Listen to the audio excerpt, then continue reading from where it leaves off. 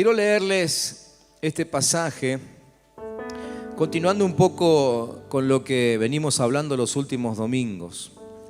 Les aseguro que predicar sobre milagros y señales no era algo que tenía planificado hace un tiempo atrás. Pero bueno, no hemos perdido todavía la buena costumbre de preguntarle al Señor qué es lo que quiere que hable. Así que los que nos paramos aquí hemos entendido que tenemos que hablar de este tema. Quizás justamente porque, bueno, lo que decía Pablo el domingo pasado, lo que decía yo el domingo anterior, las señales señalan, ¿sí? Las señales muestran al Cristo del que tenemos que hablar. Y por alguna razón, cada vez que Jesucristo envió a sus discípulos, les dio autoridad justamente para que puedan hacer milagros, para que puedan ejecutar señales, porque las señales llaman la atención sobre aquello que es el centro de atención, ¿sí? Entonces lo que les quiero leer hoy tiene que ver con un contexto de milagros que empezó a vivirse una vez que Jesucristo ya había ascendido otra vez al Padre y entre nosotros teníamos al Espíritu Santo ya derramado y actuando sobre aquella iglesia que estaba naciendo en aquel tiempo, ¿no? En aquel tiempo en Jerusalén, pero después se desparramó a todo el mundo y hasta inclusive llegó hasta nosotros.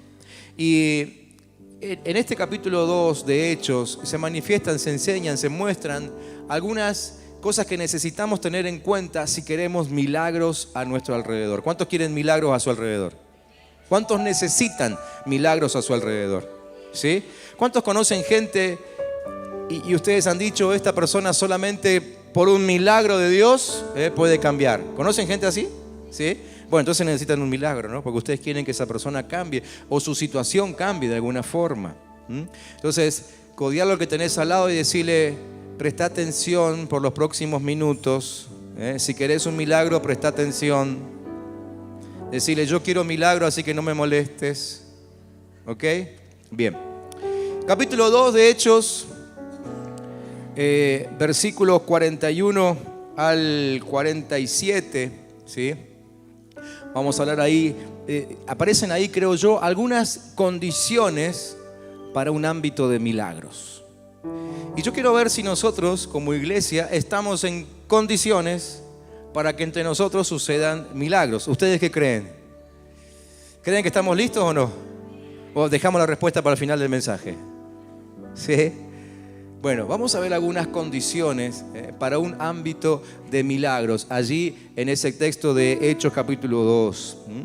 Ahí dice que, estamos en el versículo 41, ¿sí? Dice que los que recibieron su mensaje, es decir, el mensaje de Jesucristo, el mensaje que los discípulos estaban predicando, dice, los que recibieron su mensaje fueron bautizados. Y aquel día se unieron a la iglesia unas 3.000 personas. ¿Qué tal? ¿Cuántos quisieran que de así de golpe un día se unan 3.000 personas? ¿Cuántos dicen amén? Miren que acá no entran 3.000, ¿Dónde se van a sentar? ¿En el lugar de siempre? Porque lo primero que va a suceder es que van a perder su asiento. ¿Están dispuestos? Ponemos pantalla gigante en el patio y ustedes se sientan afuera para que los nuevos se sienten acá. ¿Están dispuestos? Miren que están filmando todo, Bien.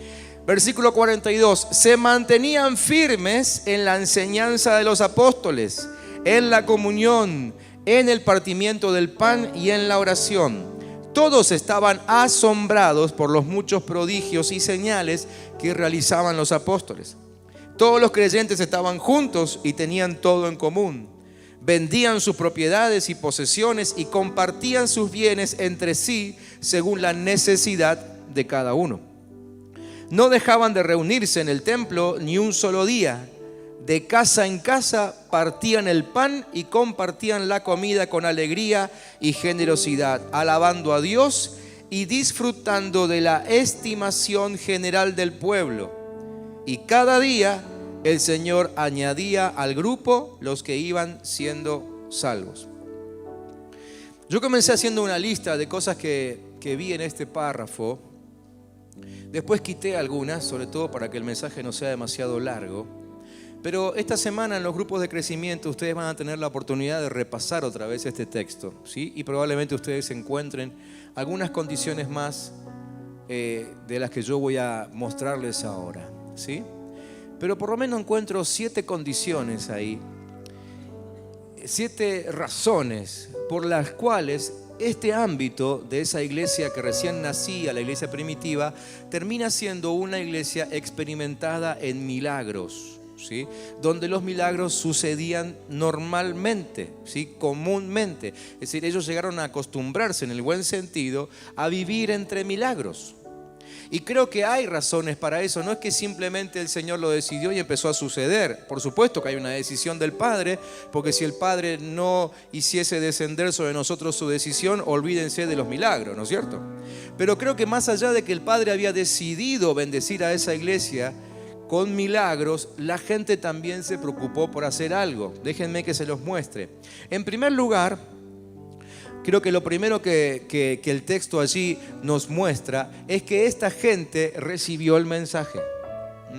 Recibió el mensaje. El texto que leímos comienza así: recibieron el mensaje, ¿sí? Recibieron el mensaje.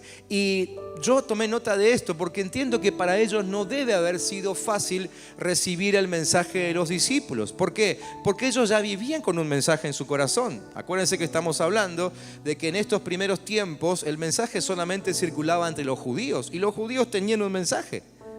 Los judíos iban a la iglesia, los judíos confiaban en Dios, los judíos esperaban al Mesías. Entonces, empezar a escuchar otro mensaje diferente al que ya se había arraigado en su vida no debe haber sido fácil, ¿sí? No debe haber sido fácil. Y pensaba en las condiciones en las que nosotros muchas veces nos encontramos, ¿no? Tenemos nuestra creencia, tenemos nuestra conducta, nuestras costumbres, nuestra filosofía de vida, la enseñanza de nuestros padres, ¿sí? Pero más allá de todo esto, lo que nos muestra el texto es que si queremos un ámbito de milagros, de gloria, de señales, la primera cosa que tiene que suceder es que tenemos que recibir el mensaje. Tenemos que creerlo. Tenemos que decir, sí, eso es palabra de Dios, evidentemente. Miren, este mensaje que ellos estaban escuchando incluía el arrepentimiento.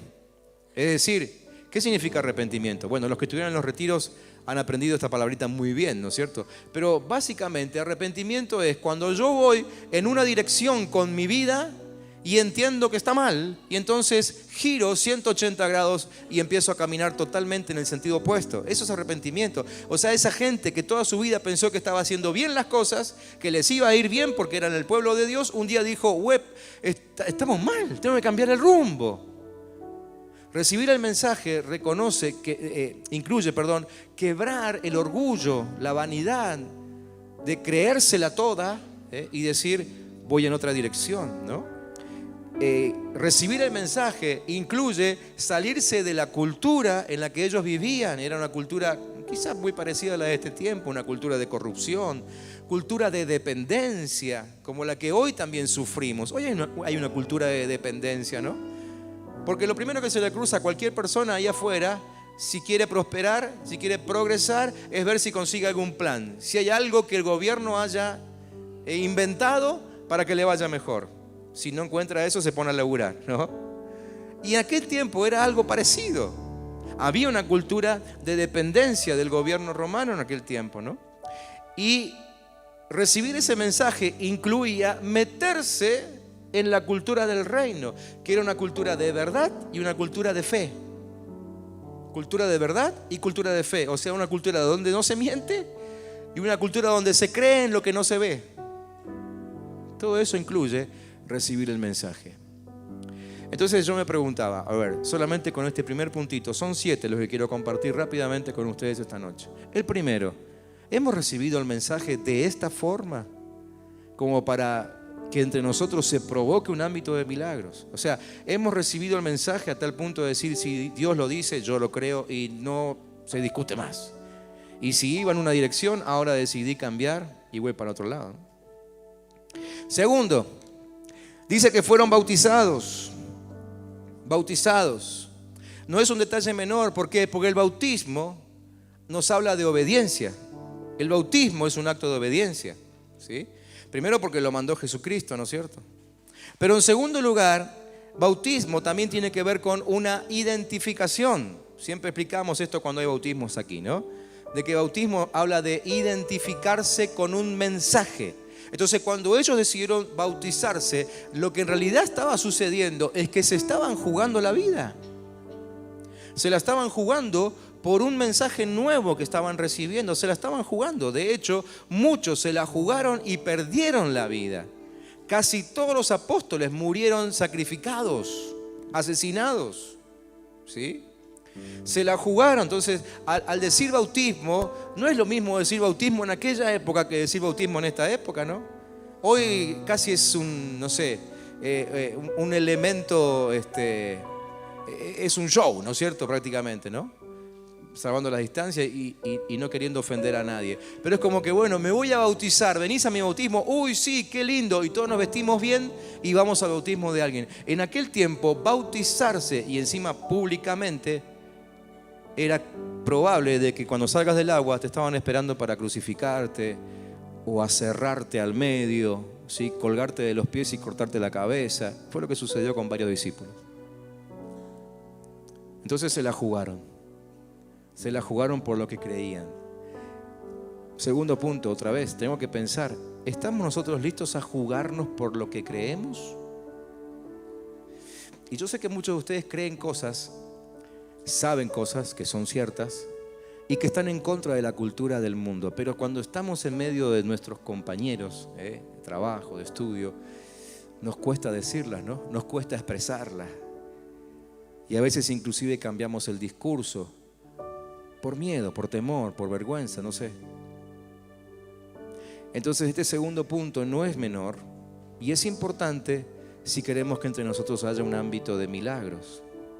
¿Sí? Tercero, dice el texto que se mantenían firmes en la enseñanza. Se mantenían firmes en la enseñanza. Hay mucho que se puede decir acerca de esto, pero no quiero tomar mucho tiempo, así que simplemente digo, me parece que esa frase ahí habla de valores. Valores sobre los cuales esta gente había fundamentado su vida. Valores. ¿Sí? Dice que se mantenían firmes en la enseñanza, es decir, lo que iban aprendiendo lo iban viviendo inmediatamente. No es simplemente mantenerse firme en que, bueno, me enseñaron la lección y soy capaz de repetirla como un loro. No, entiendo que además de poder repetirla como un loro, la vivían. Por eso digo que me parece que ahí se está hablando de valores. ¿Sí? El miércoles hicimos un ejercicio en la reunión. La reunión de los miércoles está buenísima. Los que se la están perdiendo, se la están perdiendo. Así que no es que pase el chivo justo ahora, pero si quieren vengan el miércoles. Hablábamos el miércoles, preguntábamos, ¿no? ¿Cuántos creían de lo que estábamos el miércoles ahí, que era importante la comunión con Dios? Y yo creo que cuando se les pasó la vergüenza a todos levantaron la mano. Porque todos reconocemos que la comunión con Dios es muy importante. ¿Sí? Perfecto. Entonces la próxima pregunta fue, bien, todos estamos seguros de que la comunión con Dios es absolutamente importante. Bien, ¿cuántas horas invertimos en comunión con Dios durante la semana? Si la semana tiene 164 horas, ¿cuántas horas te las pasaste teniendo verdadera comunión con Dios?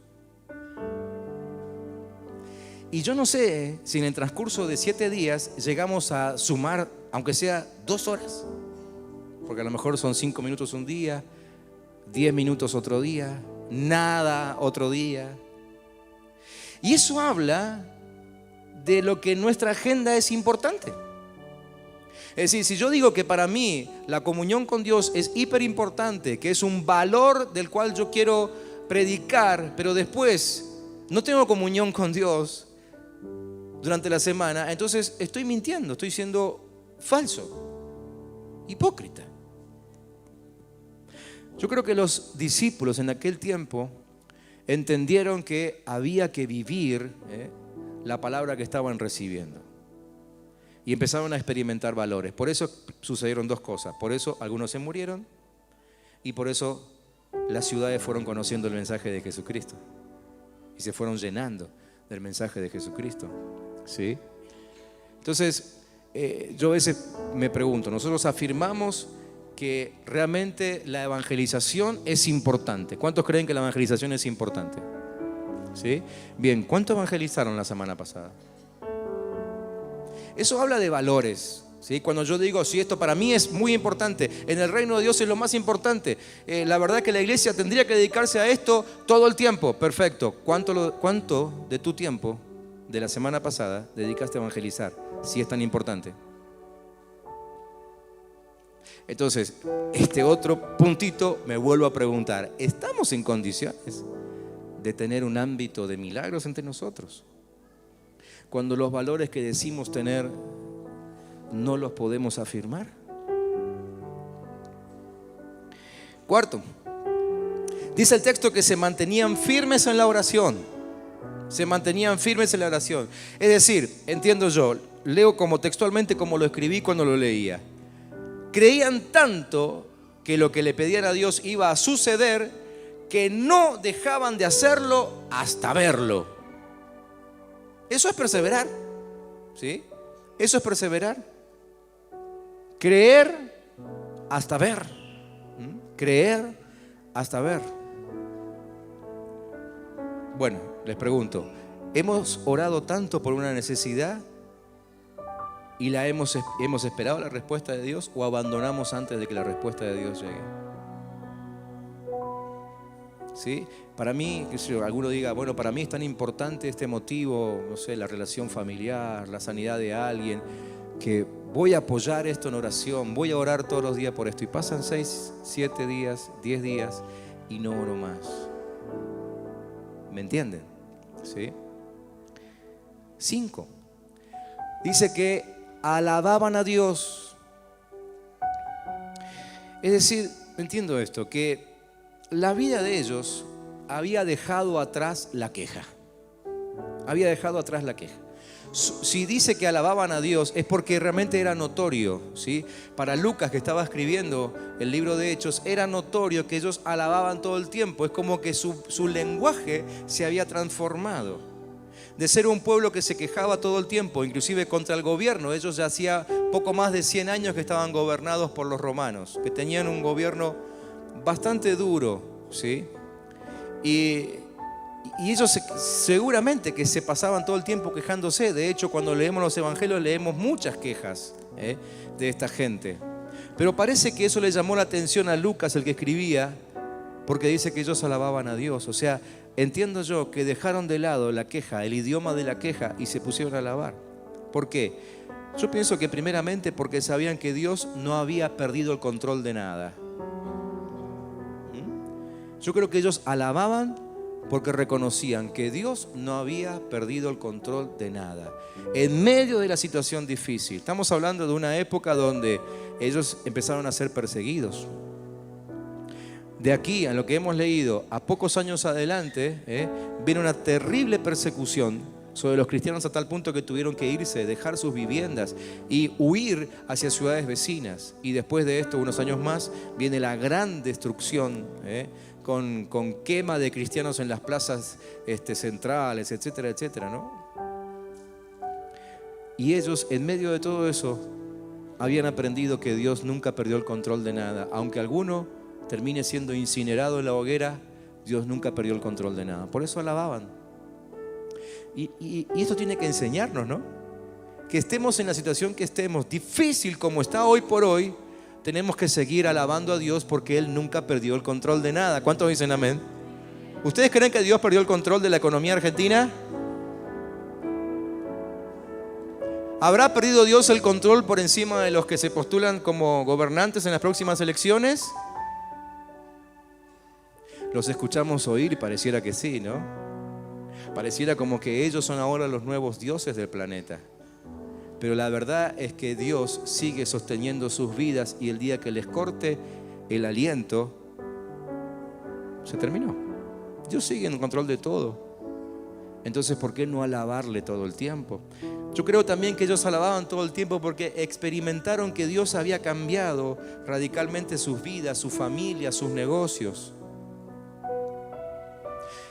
Cuando pienso en ustedes, en mí también, ¿no? Pienso que venimos aquí porque experimentamos un cambio. Porque si venís aquí hace tiempo y tu vida nunca cambió, seguir viniendo acá es masoquismo, ¿no? ¿Cuántos creen que realmente Dios cambió sus vidas? ¿Cuántos creen que Dios cambió sus familias? ¿Cuántos creen que Dios cambió sus negocios? ¿Sí? Entonces, ¿por qué no alabarle todo el tiempo como lo hacían aquellos primeros cristianos? Es un punto importante si queremos generar un ámbito de milagros entre nosotros. Sexto, dice el texto que contaban con la estima del pueblo. ¿Sí? Es decir, al pueblo le caían bien.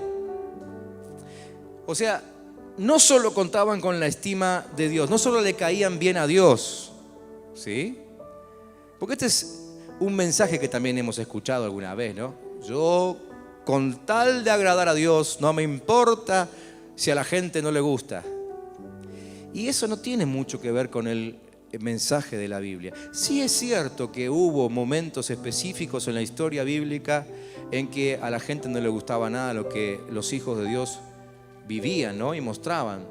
Pero también tenemos muchas veces en que la gente y Dios se agradaba de los cristianos. Entonces aquí me pareció muy importante resaltar esto. Si queremos generar un ámbito de milagros, tenemos que caerle bien a la gente también.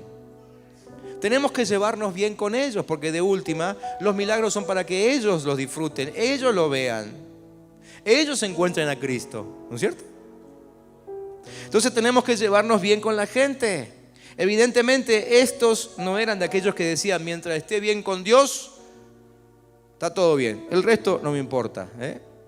Ellos eran gente de aquellos que habían entendido lo que el apóstol Pablo iba a escribir unos años después, que mientras dependiera de ellos, estuvieran en paz con todos.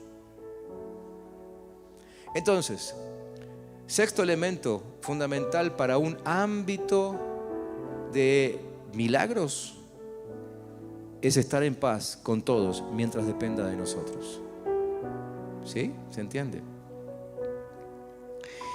Y por último, dice que se mantenían firmes en la comunión y tenían todo en común. Claro, cuando uno lee el texto, es más que evidente que se reunían más frecuentemente que nosotros, ¿no? Es más, Lucas lo dice que todos los días se reunían.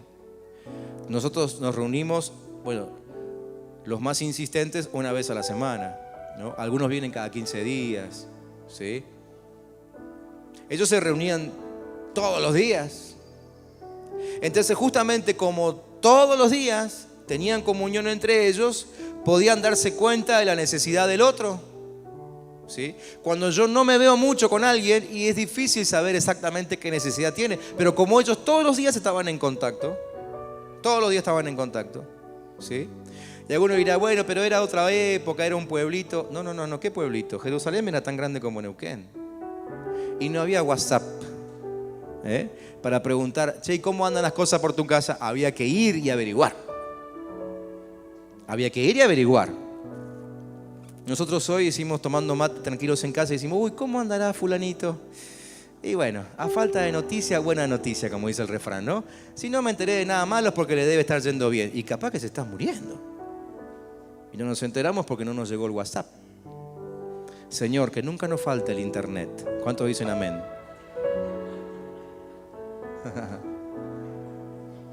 Se veían más, se comunicaban más, aunque tenían menos recursos de comunicación, ¿sí?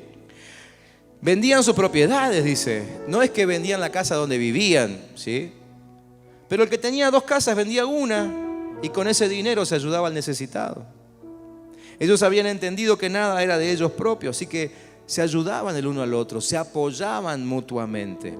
Ellos se consideraban verdaderamente una familia, hijos del mismo Padre. Acuérdense que estamos hablando no de pocos números, porque uno dice, bueno, en una iglesia chiquitita, bueno, todos nos conocemos, nos queremos como una familia, pero acá estamos hablando de que eran por lo menos 120 los que salieron a predicar el día en que vino el Espíritu Santo. Y ese mismo día se unieron 3.000 personas. En ese contexto estamos, ¿sí? 3.120 personas como mínimo ya conformaban la iglesia, y cuando leemos el siguiente capítulo son 5.000 más que se agregan. ¿eh? No estamos hablando de un grupo pequeño, estamos hablando de un gran grupo, una gran congregación, mucha gente, pero donde así todos se preocupaban por el otro. Y no había necesidad en ninguno. No sé qué método usaban, pero evidentemente era muy efectivo, ¿sí? Y una de las formas en que se demostraba que realmente tenían comunión era compartiendo el pan. Compartiendo el pan. Y cuando dice que compartían el pan, no solamente se refiere a que, bueno, el pan que tenían a la cena se la daban al que no tenía pan en su casa. A eso también. Pero además se refiere a compartir el pan de la cena del Señor. Porque todos se acordaban perfectamente que Jesucristo, antes de irse, les dio la orden de que prediquen y recuerden que Él había muerto por todos. Y la forma en que Él les dijo ese día que recordaran fue a través de una cena, ¿no? Cuando les dijo: este pan es mi cuerpo que por ustedes es entregado, esta copa es mi sangre. Una sangre media de color raro, pero bueno. Es mi sangre que por ustedes es derramada. No es fresita como algunos pensaron, Estaban contentos algunos, no es fresita. Y Jesús les dijo: hagan esto en memoria de mí todas las veces que se junten. Así que, por lo que vemos en el contexto, todo el tiempo, ellos intentaban recordar lo que Jesús había hecho por ellos, ¿sí? No perdían oportunidad de recordar lo que Cristo había hecho por ellos. Y partían el pan. Y una aclaración importante aquí es que esta mesa servida, este pan, lo que tenemos aquí en las bandejitas, recuerda el cuerpo glorificado de Cristo, no el cuerpo quebrantado, porque a veces por ahí quizá ustedes escucharon que esto representa el cuerpo de Cristo que fue quebrantado. El cuerpo de Cristo no fue quebrantado. Juan se encarga muy bien de decirlo, que el cuerpo de Cristo no fue quebrado, ni un hueso fue quebrado. Lo único que significa esto cuando partimos el pan es que el mismo cuerpo sirve para muchos, pero no habla de un cuerpo quebrantado. Dios no lo permitió. No permitió. Entonces, estos 7 detalles son los que vemos en ese contexto de milagros. Como digo, ustedes pueden a lo mejor descubrir algunos más, pero por lo menos estos 7 detalles aparecen ahí en el contexto de esos milagros que esa gente estaba viviendo todo el tiempo. Entonces, frente a esta mesa servida que ahora enseguida vamos a compartir, yo les pregunto a ustedes, otra vez la pregunta del principio: ¿creen que estamos en condiciones?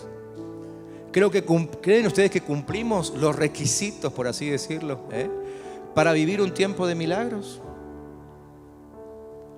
Bueno, quizá algunos sí, quizá otros no. Son puntos de vista. Pero déjenme en todo caso que le haga esta otra pregunta: ¿cuántos quieren que vivamos un ambiente de milagros todo el tiempo? ¿Cuántos quieren eso? Entonces yo les quiero proponer algo antes de que compartamos la cena del Señor esta noche. Y les quiero proponer que nosotros hoy respondamos a la palabra como hacemos cada domingo, pero tomando una decisión. Tomando la decisión de preocuparnos para que estos 7 puntos, yo señalo allá, pero en realidad es acá para ustedes, ¿no? Para que estos 7 puntos, por lo menos estos 7, empiecen a vivirse, los empecemos a vivir. Hay que trabajar. Hay que dedicarse, hay que renunciar a algunas cuestiones muy personales, hay que quebrar el orgullo probablemente, ¿no? Hay que empezar a ser cada vez más obedientes, ¿sí? Hay que cambiar la queja por la alabanza. ¿Qué más? Hay que mantenerse firme en los valores que predicamos, hay que perseverar en la oración. Si Dios nos responde un día, una semana, un mes, un año, 10 años, seguir orando. ¿Por qué? Porque creemos en un Dios que responde. Amén. Habrá de cambiar algunas actitudes, ¿no es cierto? Habrá de cambiar algunas conductas, pero definitivamente necesitamos que entre nosotros venga este ámbito de milagros. Y cuando digo necesitamos, no es porque nosotros necesitamos ver un milagro. Nosotros ya estamos viendo muchos milagros aquí adentro, pero cuando yo pienso en mi familiar, en mi amigo, en mi vecino, que no solamente que no conoce a Cristo, sino que además tiene un sufrimiento grande, yo necesito que él vea un milagro. Necesito. Entonces quiero sentirme con autoridad cuando vaya a hablarle, cuando vaya a orar con él.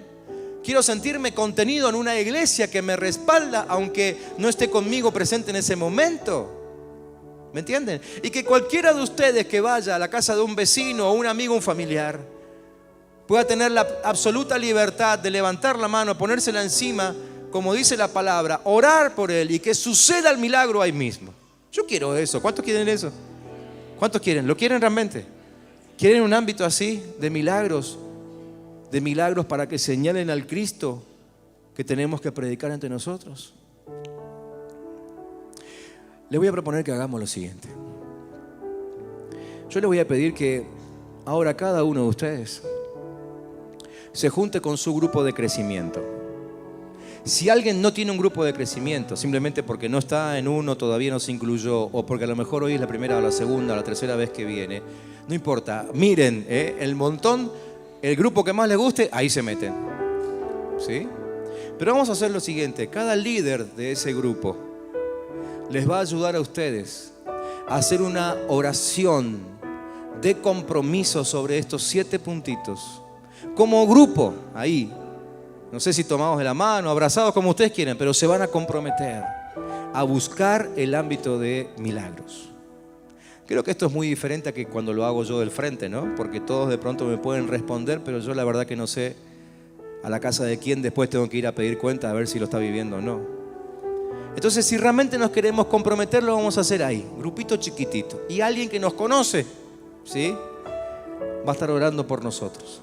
Juntos como grupo vamos a orar para empezar a trabajar aquí para que se genere un ámbito de milagros. ¿Sí? ¿Están de acuerdo? ¿Ok?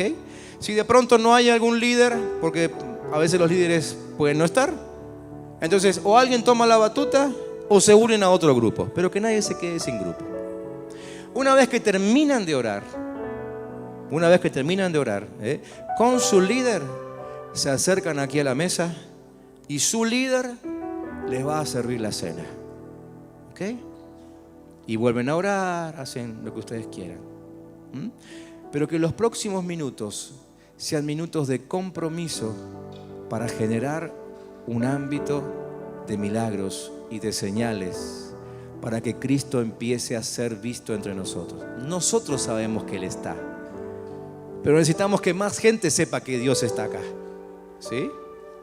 Para que se acerquen y para que escuchen palabra de verdad y su vida también sean transformadas como las nuestras y reciban respuesta a tanta necesidad que hay ahí afuera, como las estamos recibiendo nosotros.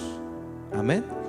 Así que bueno, todo el mundo a juntarse con su líder de grupo de crecimiento. No importa si se arma un poquito de despiole, un poquito de lío santo, ¿sí?